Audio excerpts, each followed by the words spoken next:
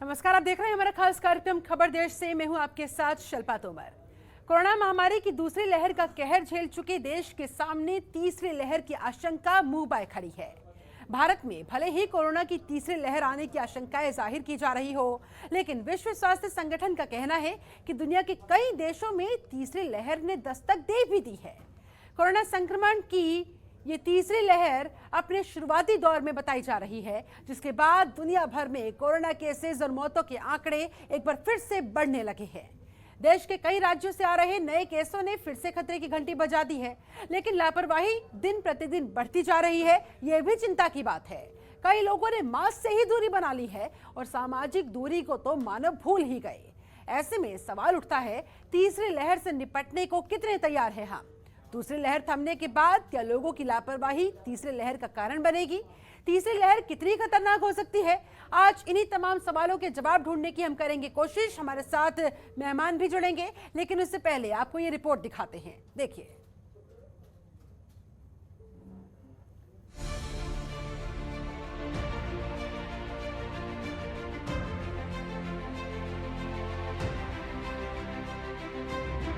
देश में कोरोना के मामले एक बार फिर से बढ़ने लगे हैं। इस बीच तीसरी लहर की आहट भी सुनाई देने लगी है। WHO ने भी चेताया है कि तीसरी लहर की शुरुआत हो चुकी है। पिछले 15 दिनों में 4 बार एक्टिव केस बढ़े हैं। बुधवार को 41,683 लोगों की कोरोना रिपोर्ट पॉजिटिव आई है। 38,793 लोगों ने कोरोना को मात दी है। 510 लोगों की संक्रमण की वजह से मौत हुई। वहीं एक्टिव केस की संख्या में 2,374 की बढ़ोतरी रिकॉर्ड की गई है। केरल ने चिंता बढ़ा दी है। केरल में कोरोना के मामले तेजी से बढ़ रहे हैं। केरल में बुधवार को 17,481 लोगों में कोरोना की पुष्टि हुई है। 14,131 लोग कोरोना से ठीक हुए हैं और 106 लोगों की मौत हुई है। वहीं महाराष्ट्र में बुधवार को 8,159 लोग कोरोना से संक्रमित पाए गए। 7,839 लोग ठीक हुए और 165 लोगों की मौत हुई। हालांकि देश के कई राज्यों में सख्ती है। देश के 8 राज्यों में पूर्ण लॉकडाउन जैसी पाबंदियां हैं। इसमें पश्चिम बंगाल, हिमाचल प्रदेश, झारखंड, ओडिशा, तमिलनाडु, मिजोरम, गोवा और पुडुचेरी शामिल हैं। यहां पिछले कई दिनों से लॉकडाउन जैसे कड़े प्रतिबंध लगाए गए हैं, लेकिन कई राज्यों में आंशिक लॉकडाउन है, जिसकी वजह से कोरोना पैर पसारता जा रहा है। कमोवेश मार्च जैसी स्थिति अभी फिर से बन गई है। उत्तर भारत में ज्यादातर राज्यों में कोविड काबू में नजर आ रहा है। ठीक पिछले मार्च की तरह केरल और महाराष्ट्र में केस लगातार बढ़ रहे हैं। इस बीच लोग मास्क से दूरी बना रहे हैं। मार्केट में भीड़ होने लगी है। पर्यटक स्थलों पर भीड़ भाड़ जुट रही है, जो तीसरी लहर का बड़ा कारण बन सकती है। ब्यूरो रिपोर्ट, जनतंत्र टीवी।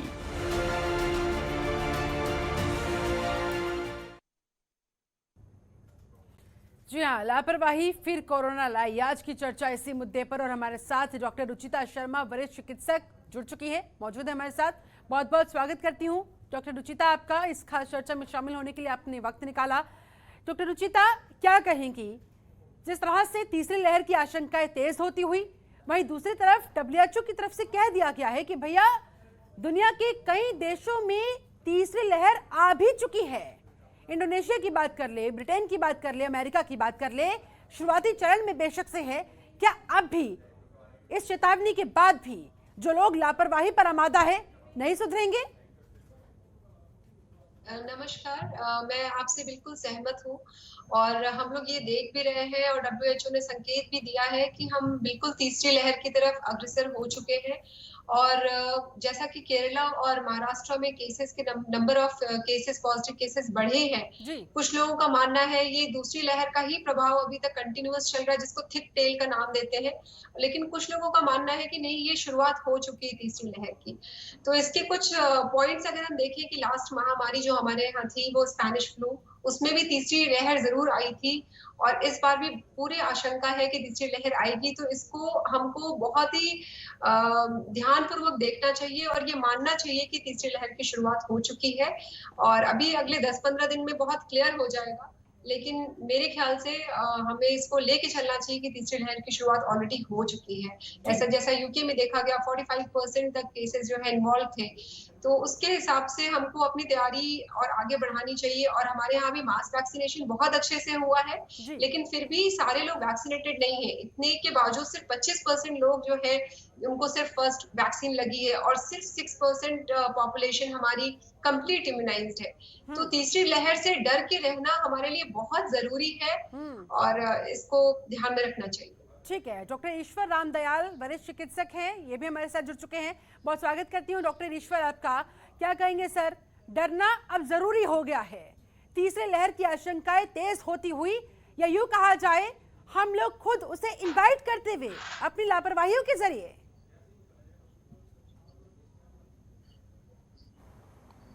आप बिल्कुल सही कह रही हैं। जैसे कि अभी जो वैक्सीनेशन ड्राइव चली थी उसमें लोगों ने वैक्सीनेशन को इतना सीरियसली नहीं लिया और जैसे केसेस थोड़े से कम हुए, तो केसेस की संख्या प्रतिदिन थोड़ी सी कम हुई तो लोग काफ़ी कंप्लेसेंट हो गए इस बारे में। और अब आप देखिए कि इसका ग्लोबल ट्रेंड आप देखिए कि फ्रांस, यूके, फिलीपींस, इंडोनेशिया, हर जगह डेल्टा प्लस और डेल्टा जो वेरिएंट हैं उनके केसेस बढ़ते जा रहे हैं। एग्जैक्टली। और आपको ये तो पता ही होगा कि ये जो डेल्टा वेरिएंट है ये भारत से ही स्टार्ट हुआ था और फिर ये यूरोप की तरफ पूरा फैला।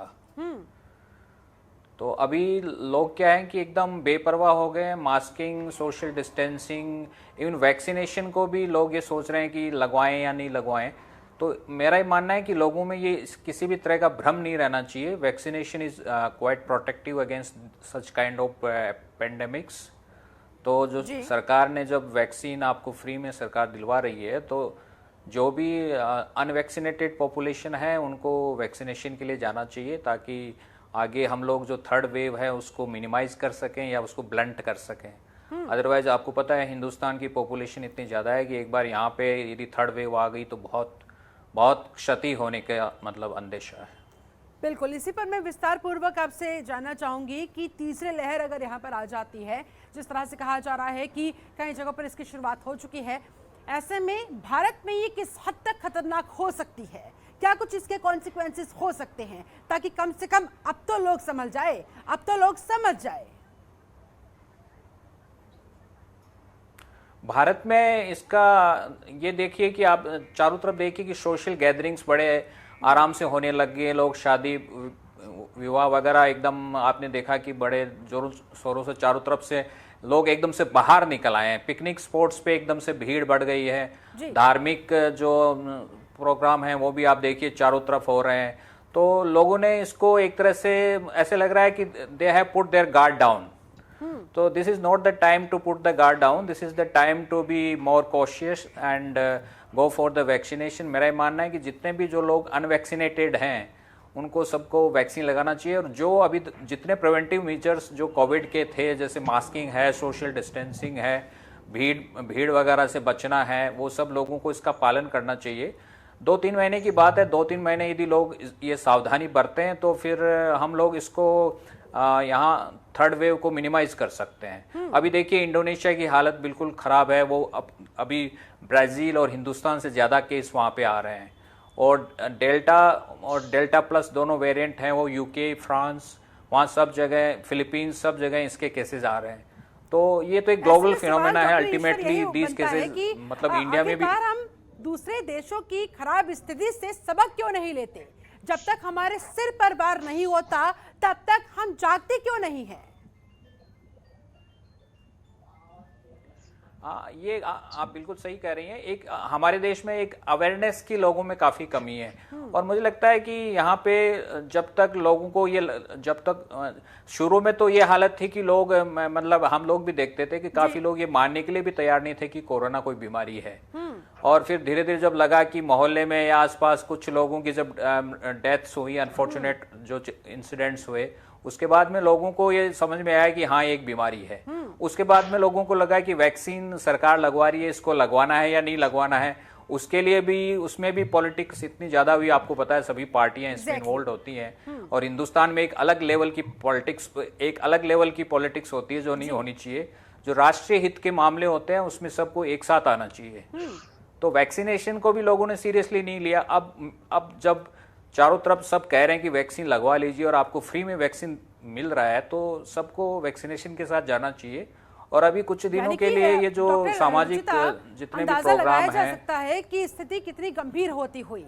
एक तो वैक्सीन नहीं लगवा रहे, ऊपर से मास्क पहनना था, सामाजिक दूरी बनानी थी, लोग उल्टा कर रहे हैं। लोगों ने मास्क से दूरी बना ली है और सामाजिक दूरी को मानो भूल से गए हैं। जी बिल्कुल सही कहा आपने और ये हमारे लिए बहुत चिंताजनक बात है।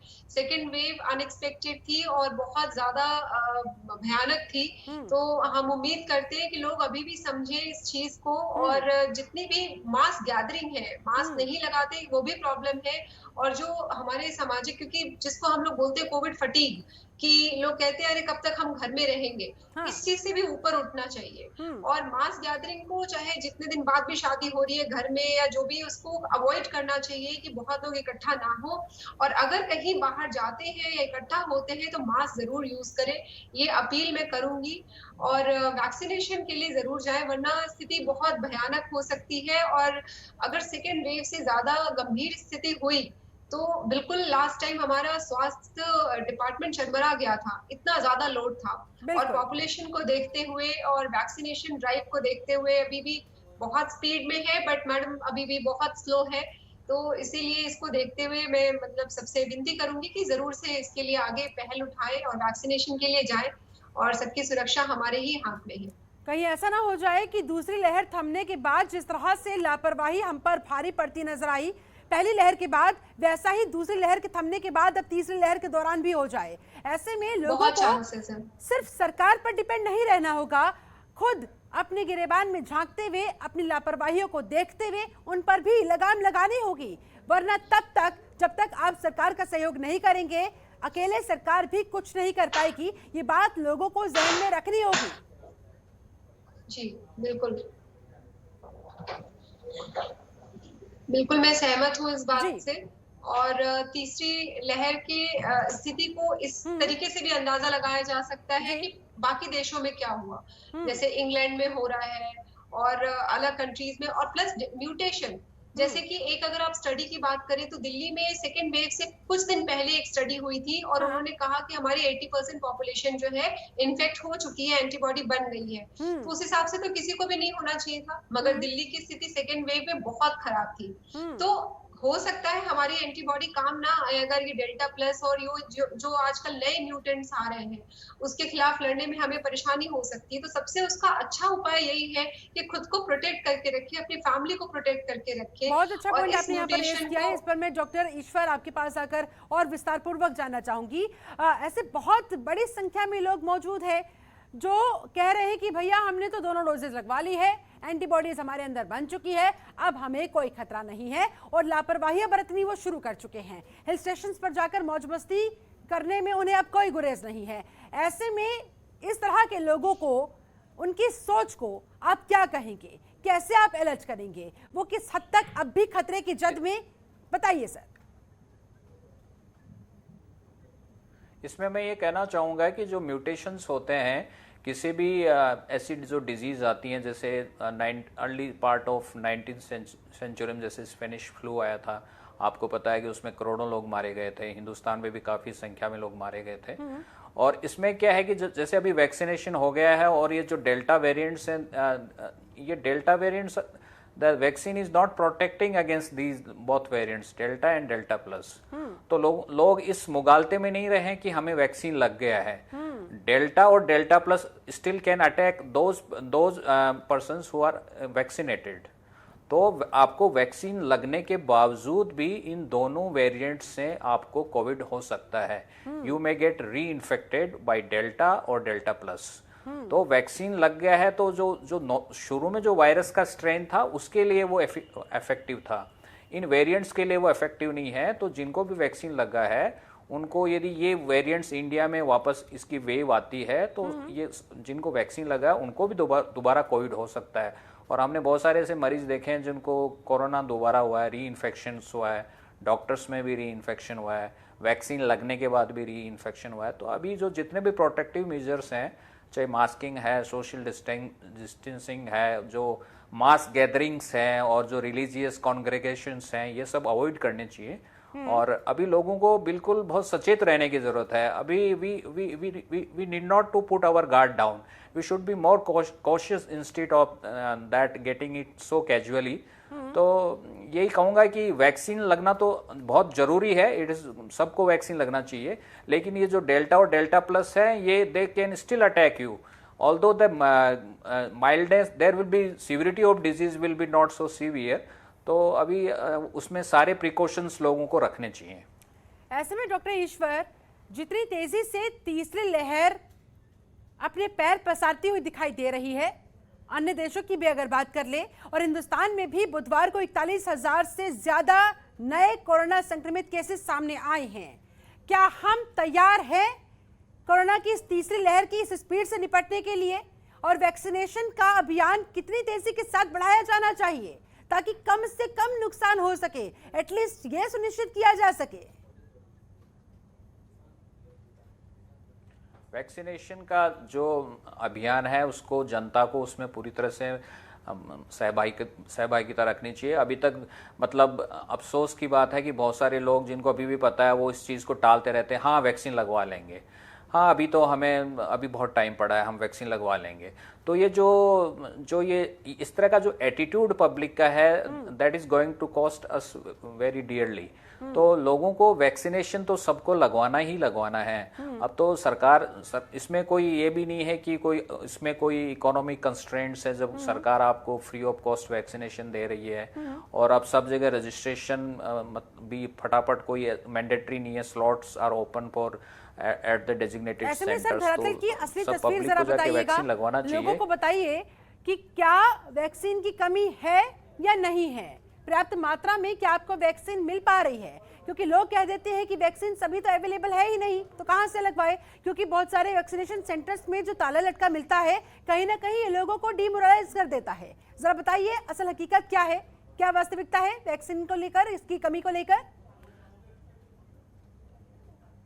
नहीं, वैक्सीन की हमारे सेंटर पे, जैसे यहाँ पे हमारे आरएमएल इंस्टीट्यूट में वैक्सीन की कोई कमी नहीं है, और लखनऊ में, उत्तर प्रदेश में इस तरह की कोई कमी नहीं है। हाँ, वैक्सीनेशन पर्याप्त मात्रा में उपलब्ध है। प्रॉब्लम यह है कि पब्लिक मोटिवेटेड नहीं है वैक्सीन लगवाने के लिए। उनको लगता है कि अब केसेस कम हो गए हैं और तो हम क्यों वैक्सीन लगवाएं, क्या पता फिर तमाम तरह की अफवाहें हैं कि वैक्सीन लगवाने से ये साइड इफेक्ट हो सकते हैं। आपको पता है अफवाहें बहुत जल्दी फैलती है समाज में, तो उन चीज़ों को लेके लोग सोच रहे हैं कि हम क्यों लगवाएं वैक्सीन। और अभी एकदम से सारे लोग बाहर निकल पड़े हैं। आपने देखा होगा कि अभी पिछले 10-15 दिन में कितनी शादियां हुई हैं, कितने रिलीजियस जो कॉन्ग्रेगेशंस हुए हैं अक्रॉस द ग्लोब। मैं यानी स्पोर्ट्स एक्टिविटीज देख लीजिए आप, पूरे वर्ल्ड में स्पोर्ट्स एक्टिविटीज जाना लोगों ने शुरू कर दिया है। वर्क फ्रॉम होम की बजाय वर्क फ्रॉम हिमाचल तक की बात सामने आई है।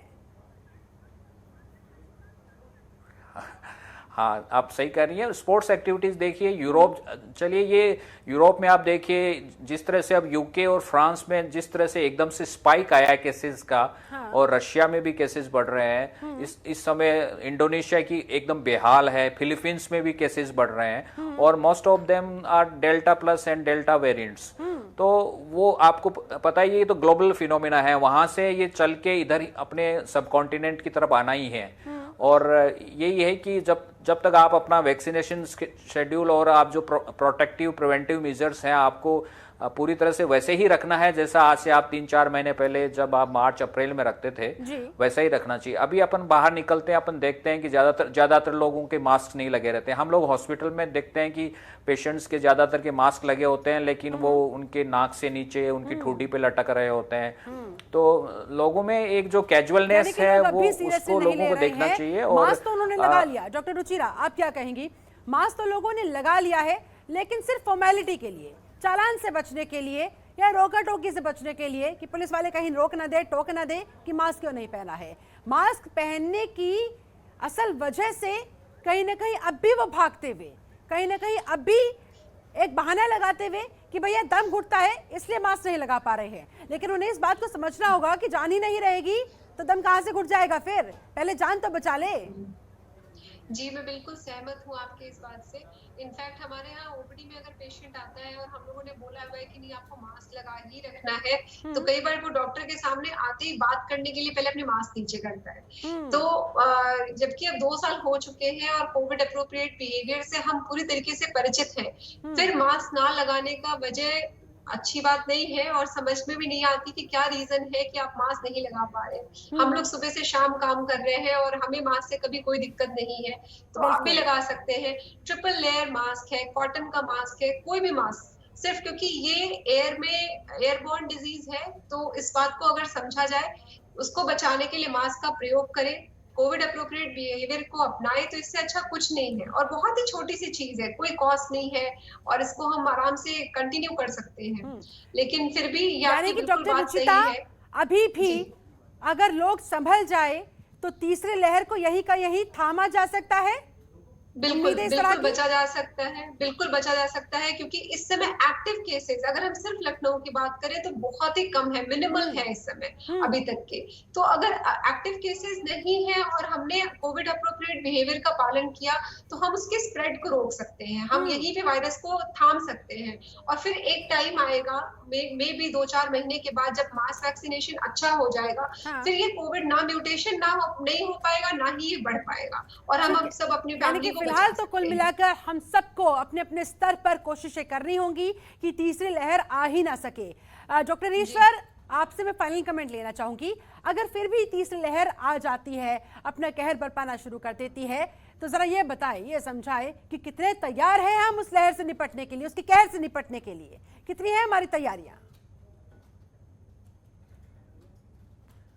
जैसे कि आपको पता है, सेकेंड लहर में हमारी जो स्वास्थ्य की, हेल्थ केयर की जो स्ट्रक्चर है वो अक्रॉस इंडिया पूरी तरह से एक्सपोज हुई थी। आपको पता है कि बेड्स की संख्या भी कम पड़ गई थी, ऑक्सीजन की भी बहुत जगह कमी थी। तो मुझे लगता है कि लोगों ने तैयारी तो काफी कर रखी है, लेकिन हम क्यों अपने रिसोर्सेज को वेस्ट करें, जो चीज जिसको हम प्रिवेंट कर सकते हैं। It's a preventable disease bye these measures and vaccination. तो हम क्यों हमारे हेल्थ केयर स्ट्रक्चर पे वो बोझ डालें, ताकि जो बाकी अन्य बीमारियां हैं, जो कैंसर के पेशेंट्स हैं, जो जिनके किडनी खराब हैं, जिनके लीवर की डिजीज है, हार्ट डिजीज है, बेचारे वो जो मरीज जिनको इलाज मिलना चाहिए, यदि कोविड की थर्ड लहर आ गई तो फिर वो लोग मारे जाएंगे। जैसा आपने देखा होगा कि सेकेंड वेव में कोविड के कारण बहुत सारे दूसरे एलिमेंट्स के जो सीरियस डिजीजेस थे, कैंसर के मरीज हुए, जो जिनके किडनीज खराब हो गए, या लीवर डिजीज या हार्ट डिजीज वाले पेशेंट, उनको बेचारों को इलाज नहीं मिला। तो यदि थर्ड वेव आएगी तो फिर वो एक तरह से एक कोलेटरल डैमेज एक तरह से सोसाइटी को होगा।